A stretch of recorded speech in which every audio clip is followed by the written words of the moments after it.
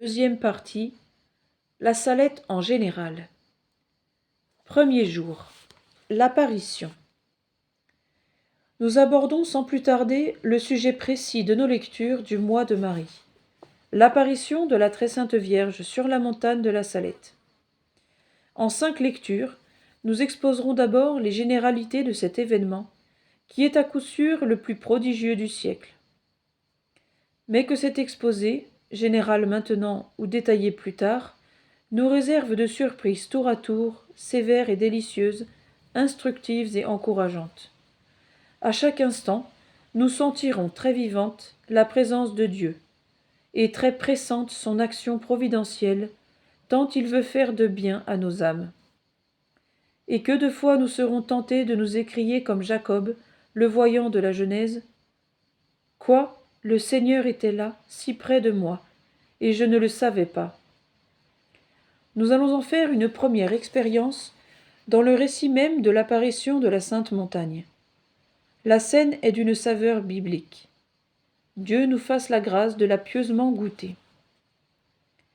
Premier point, l'apparition. Elle eut lieu le 19 septembre de l'an de grâce 1846, le samedi des 4 temps, à l'heure même des premières vêpres de la fête de Notre-Dame des Douleurs. Remarquez-vous cette date. Marie, car nous la saluons de suite sans attendre l'épreuve de sa manifestation, venant pleurer sur les iniquités de la France, ne pouvait pas, ce semble, choisir un autre jour que ce jour liturgique où l'Église rappelle qu'elle pleura, brisée de douleur, au pied de la croix du calvaire, en union avec Jésus qui agonisait, le corps ensanglanté, pour expier les péchés du genre humain.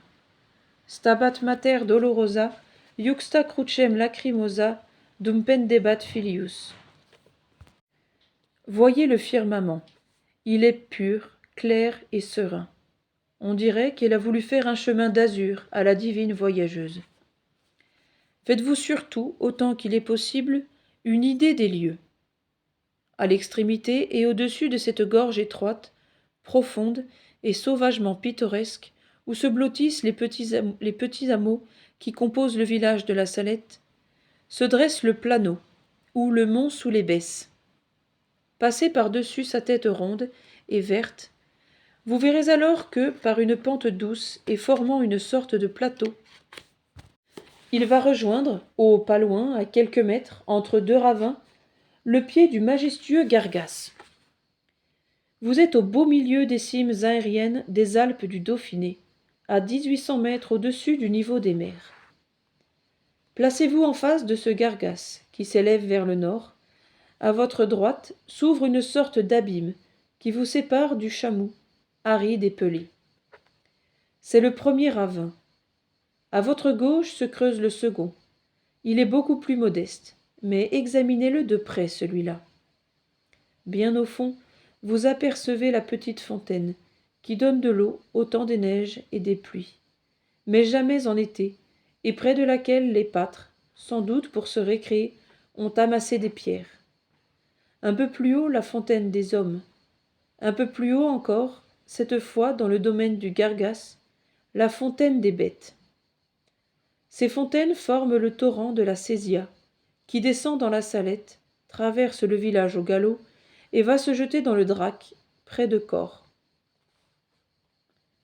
Or donc, 2 enfants, bergers de leur état, Maximin Guiraud et Mélanie Mathieu, soignaient là leur troupeau de vaches rousses. L'Angélus vint à sonner. Franchissant le Planeau, les sons de la cloche de l'église du village leur annoncèrent midi.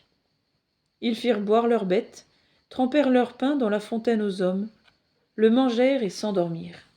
Il était environ 2h30 lorsque Mélanie se réveilla, appela Maximin et lui dit : « Allons voir où sont nos vaches. » Ils laissèrent là leurs panetières et remontèrent le versant du ravin. Leurs vaches ruminaient paisiblement, couchées sur le gazon du Gargas. Ils redescendirent pour aller quérir leurs panetières. Tout à coup, effrayée, tremblante, Mélanie s'arrête. Son bâton lui tombe des mains.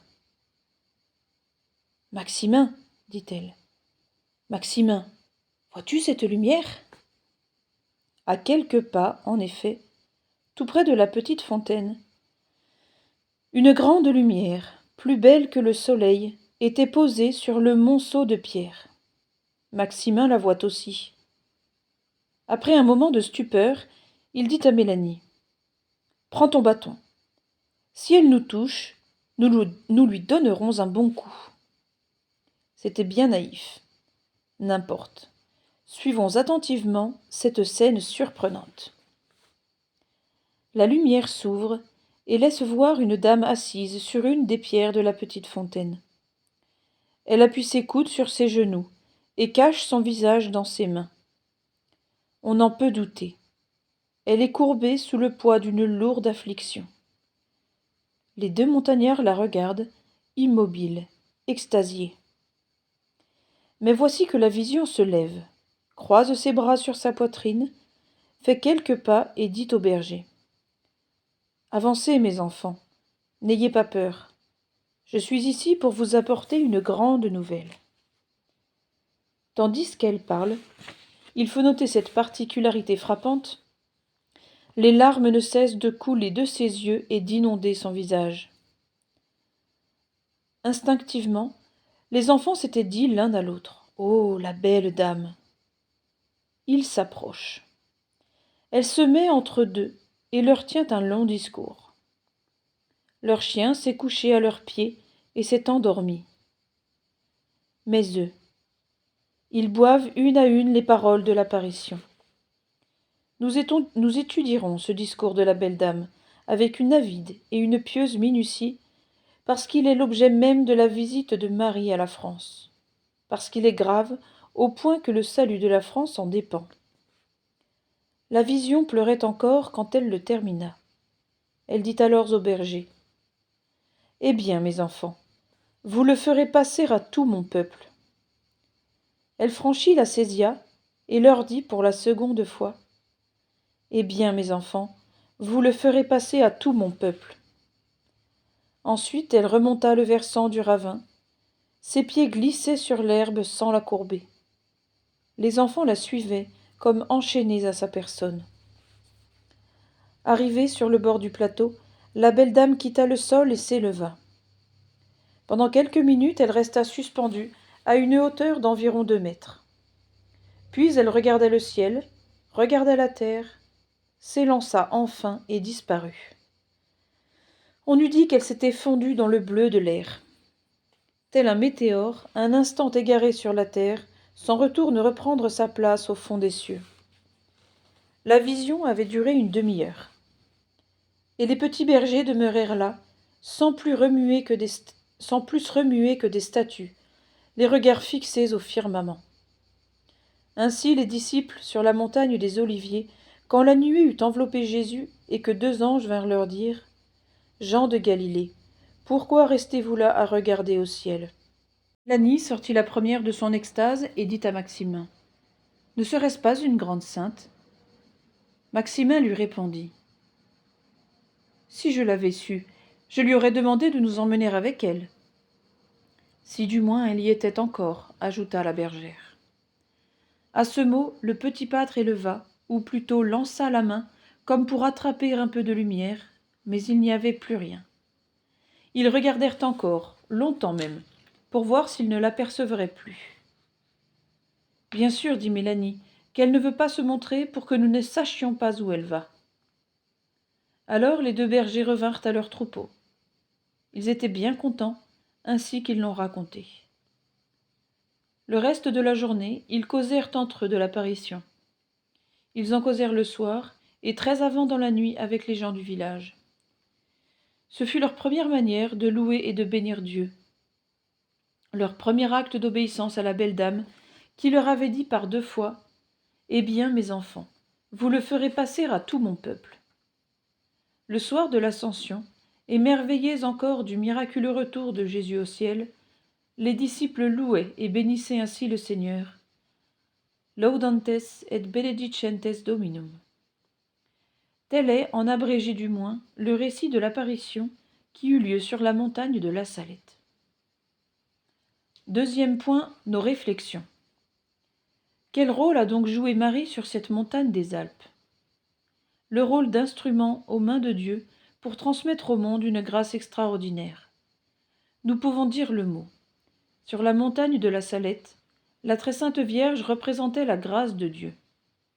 Lorsque naquit Jésus, Jésus le Sauveur attendu depuis 4000 ans, la terre chanta. La grâce de Dieu notre Rédempteur est apparue. Lorsque Notre-Dame daigna descendre en ambassadrice du Très-Haut sur nos montagnes de France, le XIXe siècle put chanter à son tour « Une grâce de choix nous est accordée aujourd'hui ».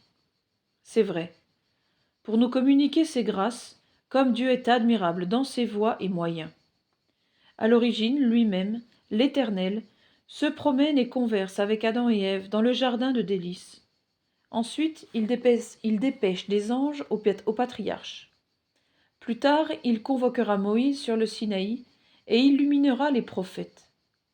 Le jour vient où, tour à tour, il donne à l'univers son divin Fils et son divin Esprit. Enfin, il fait descendre du ciel sa Virginale Mère, ou l'archange Michel, comme il fait surgir de terre les prodigieux thaumaturges et les saints réformateurs. Si bien que chaque page de l'histoire du genre humain peut répéter ce cri de l'admiration.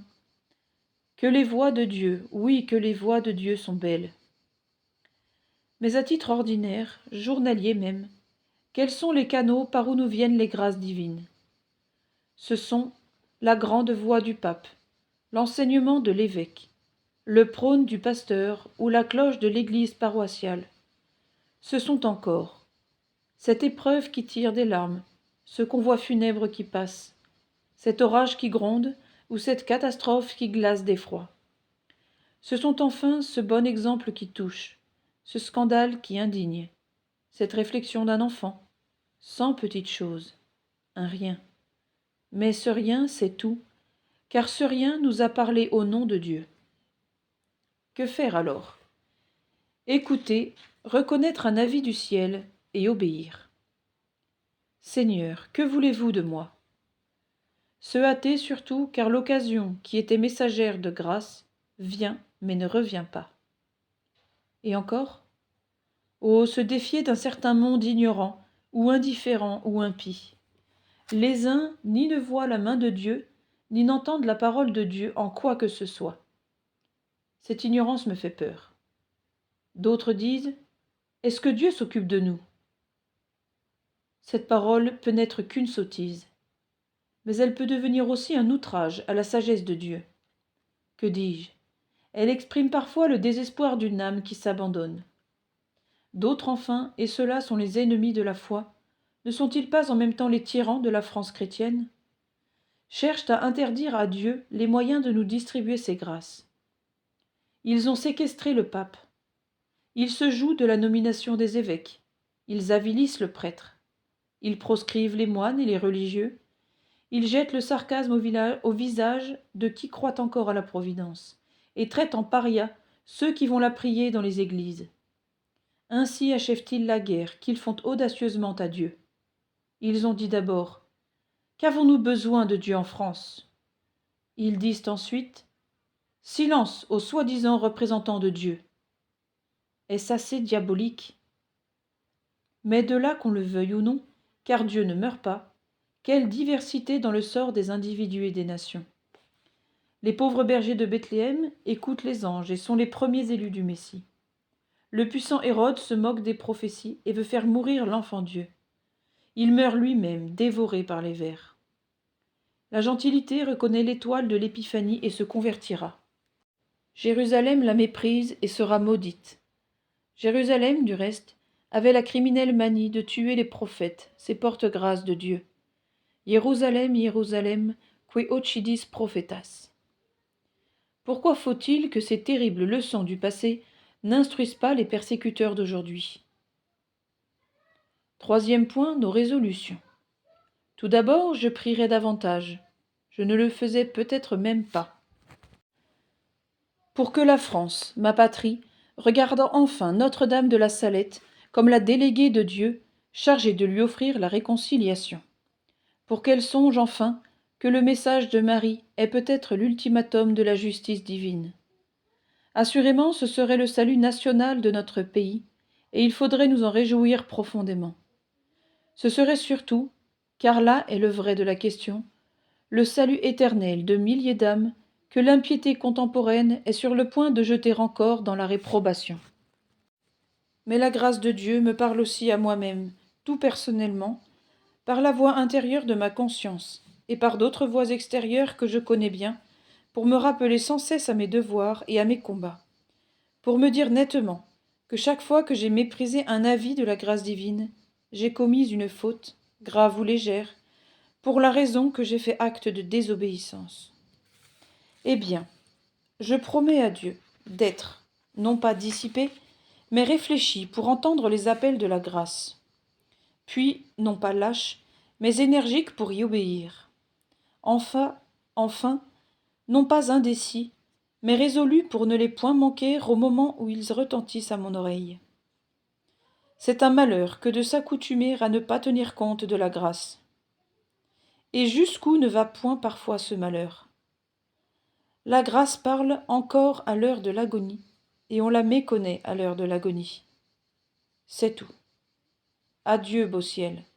La grâce toute seule pouvait m'ouvrir tes portes. Nemo venit ad patrem nisi per me. Invocation Notre-Dame de la Salette, réconciliatrice des pécheurs, priez sans cesse pour nous qui avons recours à vous. À dire 3 fois.